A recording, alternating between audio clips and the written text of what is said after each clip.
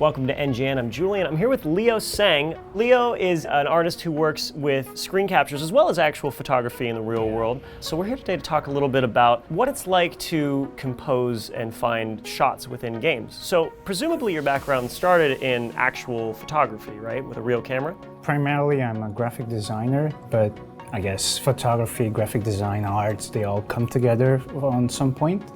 I started taking analog photos in 2009, and I was also playing video games. So I started automatically using photography composition things into the video games. And I guess that's where the project started.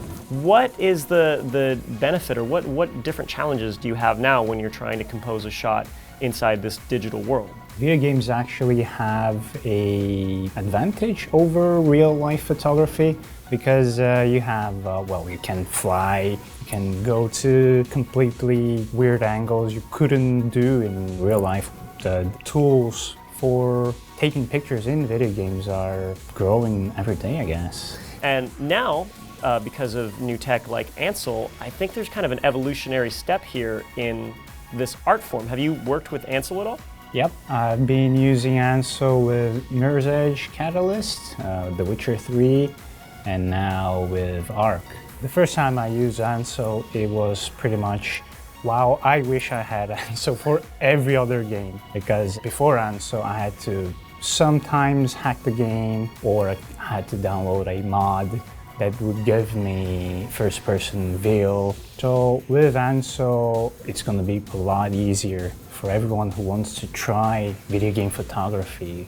But the 360 view thing, I'm still experimenting with it, and since Ansel gives me that, it's a moment to experiment. And I guess this is kind of the thing I like about Ansel. Having the tools allows us to practice, experiment, trial and error. Does that affect how, when you're composing shots, like now you have to kind of think in 360? Are you trying to compose something that works no matter where you're standing from, or? All the sides should be interesting. It wouldn't be nice to have just a brick wall on one side, so. But at the same time, can you use like uninteresting areas to kind of direct people's focus to what you want them to see? Yeah, that too. Placing the character in an interesting way helps as well.